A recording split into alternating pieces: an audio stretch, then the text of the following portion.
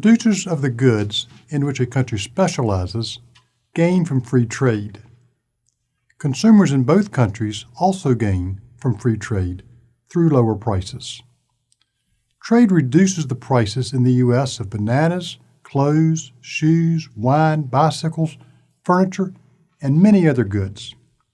Even a small decrease in price creates a large gain because consumers purchase so many of these goods. A small number multiplied by a very large number is a large number. An opinion in the Wall Street Journal in August 2016 estimates that the average U.S. household saves about $10,000 per year through trade agreements that have reduced taxes on imports. Producers of the goods in which a country specializes gain because more consumers are buying their goods and services. The U.S. specializes in planes, entertainment such as movies and TV, financial services, and agricultural products.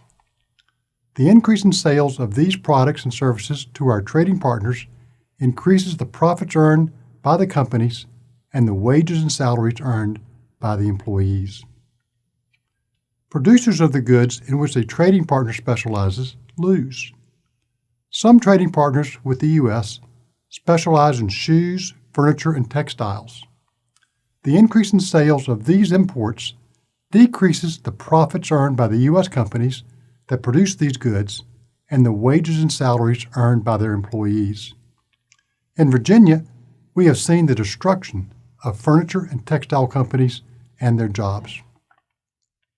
The people who lose from free trade are more likely to spend time and money to lobby against free trade than the people who benefit from free trade are to lobby for it. Even though the number affected adversely is small, they have a greater incentive per person to be politically active. The people who lose see a clear connection between free trade and the cost they bear. Ask people who live in Danville, Virginia, if free trade has helped their economy. They will generally say no, because of the decrease in jobs in textiles and furniture that occurred there because of imports. Moreover, the loss an individual suffers is often large. Losing a job and going bankrupt impose substantial monetary and psychological burdens. Therefore, each individual who loses from free trade is likely to find that the expected benefit of spending time and money to oppose free trade is greater than the cost. The consumers who benefit, on the other hand, are unlikely to appreciate or understand how much they gain.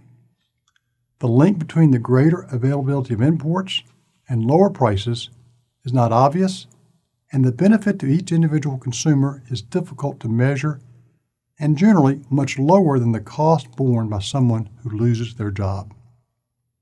Therefore, each consumer is likely to find that the expected benefit of spending time and money to oppose free trade restrictions is less than the cost. Since the people hurt by free trade are often more active politically than the people who are helped, politicians often pass laws that make imports more expensive. The cost of saving jobs through these trade restrictions is high. For example, the voluntary import restrictions on autos in the 1980s increased employment in the U.S. automobile industry and saved approximately 100,000 jobs there. At the time, the workers were earning $40,000 a year and had what observers called good jobs. The restrictions also increased the prices of cars, both domestics and imports. Domestic producers took advantage of higher import prices by raising their prices too. One estimate is that the U.S. consumers paid $14.6 billion more for their cars, or $146,000 more for each job saved. A more efficient way to save the jobs would have been for the government to impose a small tax on the consumers to collect $4 billion and then use the money to pay the 100,000 auto workers $40,000 each not to work.